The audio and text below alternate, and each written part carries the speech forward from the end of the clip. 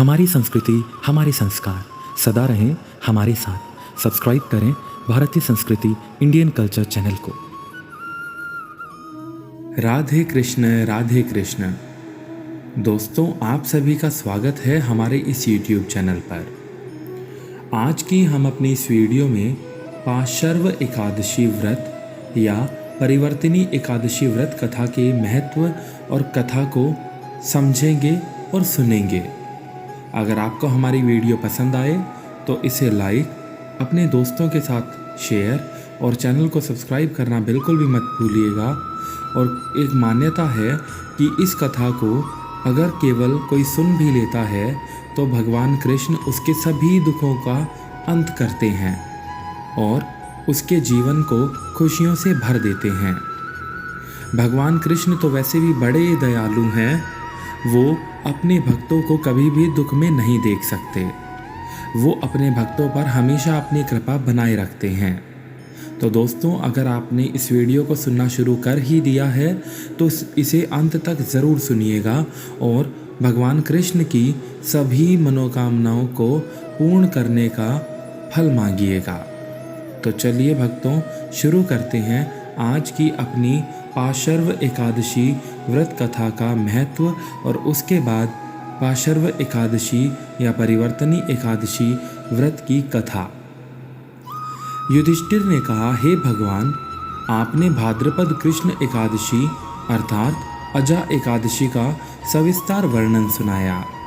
अब आप कृपा करके मुझे भाद्रपद शुक्ल एकादशी का क्या नाम, इसकी विधि तथा महात्म्य कहिए।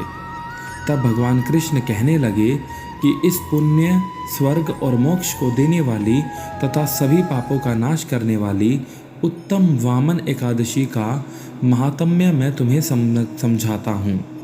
इसे ध्यान से सुनना।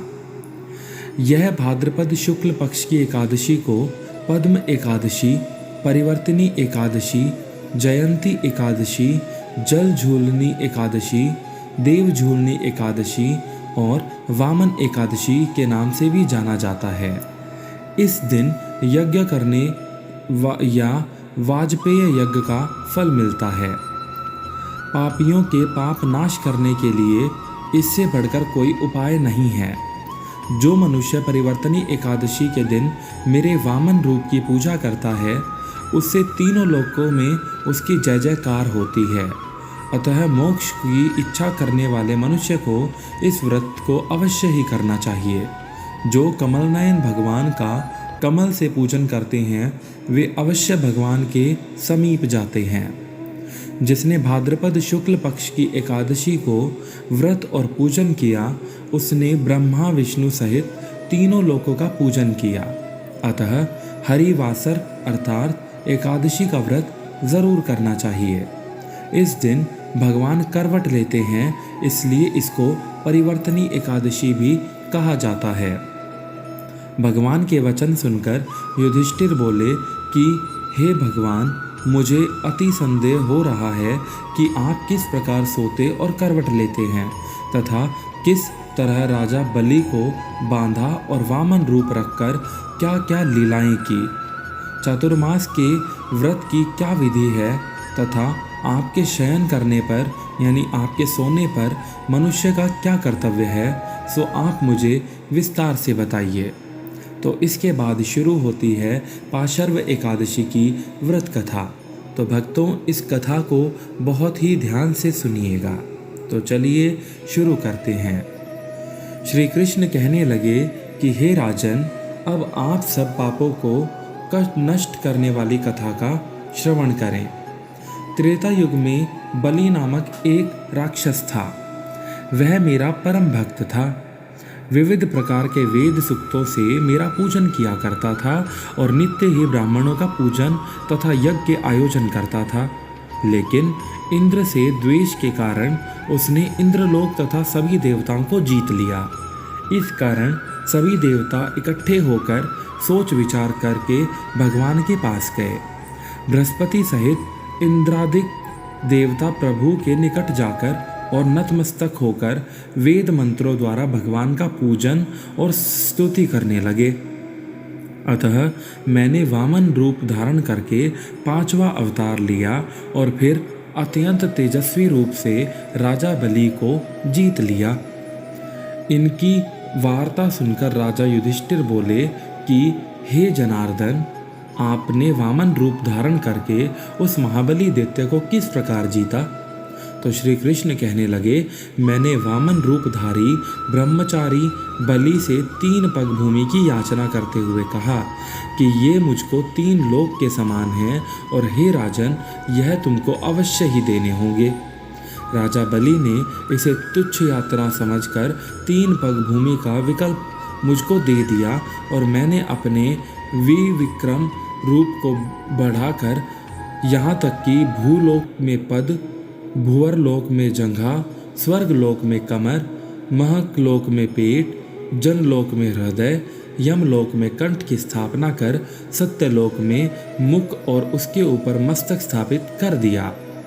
सूर्य, चंद्रमा आदि सब ग्रह, गण, योग, नक्षत्र, इंद्रादित्य देवता और शेष आदि सब नागगणों ने विविध प्रकार से वेद सूक्तों की प्रार्थना की।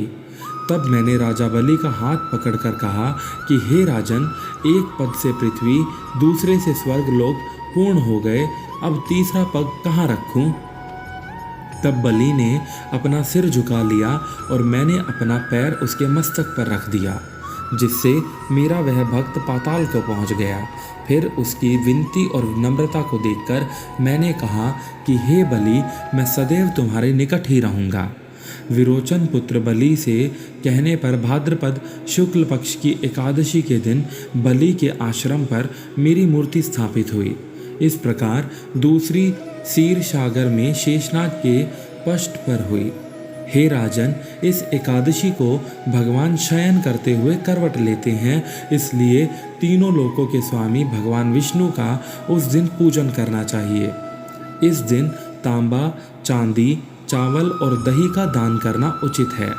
रात्रि को जागरण जरूर करना चाहिए। जो विविध पूर्ण इस एकादशी का व्रत करते हैं, वे सभी पापों से मुक्त होकर स्वर्ग में जाकर चंद्रमा के समान प्रकाशित होते हैं और दुनिया का सभी यश पाते हैं।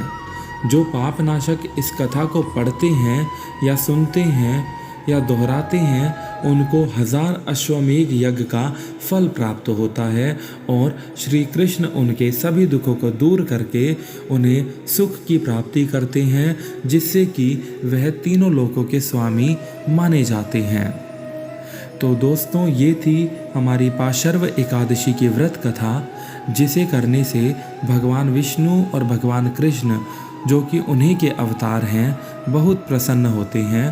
तो आपको ये कथा कैसी लगी कमेंट बॉक्स में ज़रूर बताइएगा। साथ ही इस वीडियो को लाइक, अपने दोस्तों के साथ शेयर और चैनल को सब्सक्राइब करना बिल्कुल भी मत भूलिएगा।